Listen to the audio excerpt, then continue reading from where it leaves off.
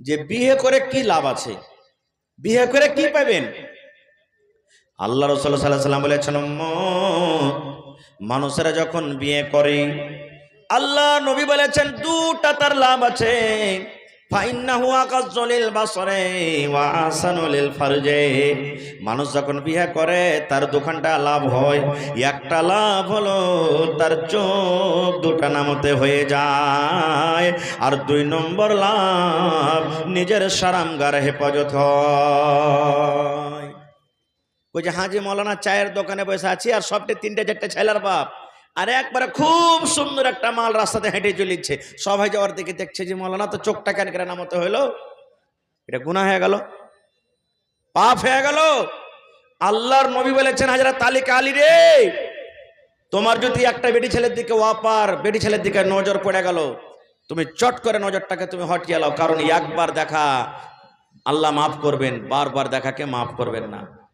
একবার এই যুবক মোবাইল খুলছেন দিনে 100 বার করে, ফেসবুক হোয়াটসঅ্যাপ খুলছেন, এই দেখেন ইউটিউব খুলছেন, কত বেটি ছেলের দিকে নজর, আহা হা হা, 5 বার 7 বার করে দেখছেন। এই হিসাবটা কিয়ামতের দিন লাগবে, আল্লাহ তাআলা ছাড়বে না কিন্তু যুবকরে।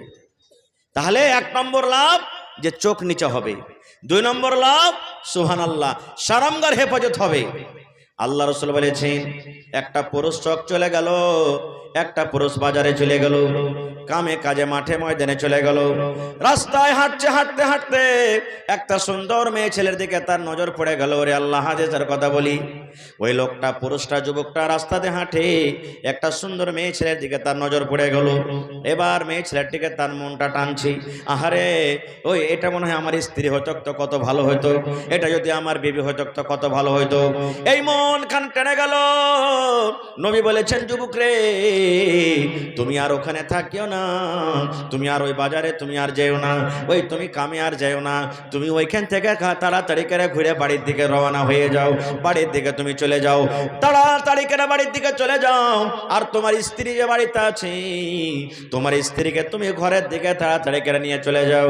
একটা বেটি ছেলেকে দেখে, একটা অপর বেটি ছেলেকে দেখে তোমার মনে যেটা আগুন লেগেছে, তোমার বুকের ভিতরে যেটা আগুন লেগেছে, তোমার জৈনব খোদা যে জেগে গেছে, ওই খোদা ওই জৈনব আশাটা তুমি তোমার স্ত্রীর কাছে পূর্ণ করে নাও।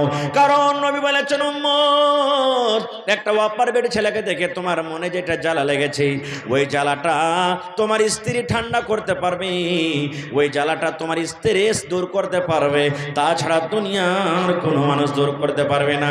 আর যদি তোমার বিবি ছাড়া অন্যর কাছে দূর করতে যাও, তাহলে এটা তোমার জন্য জেনা হয়ে যাবে, তোমার জন্য পাপ হয়ে যাবে। আর একটা বিহাদারি ছেলে যখন জেনা করবে, একটা বিহাদারি বেটি ছেলে যখন জেনা করবে, আল্লাহর কোরআন বলে, নবী বলেছেন, তাকে পাথর দিয়ে মেরে মেরে মেরে মেরে দুনিয়াটাকে শেষ করতে হবে, পাথর দিয়ে মেরে মেরে শেষ করতে হবে, তাহলে আল্লাহ রাব্বুল আমিন তার গুনাহটাকে মাফ করবেন। আর একটা বেটা ছেলে জেনা করেছে কিন্তু বিয়ে হয়নি, স্ত্রীর মুখ এখনো দেখতে পাইনি, একটা বেটি ছেলের মুখ এখনো দেখতে পাইনি, কিন্তু জেনা ব্যভিচার হয়ে গেছে। একটা বেটি ছেলে জেনা করেছে, নিজের স্বামীর সৎ কিন্তু চাকতে পাইনি, বিয়ে হয়নি।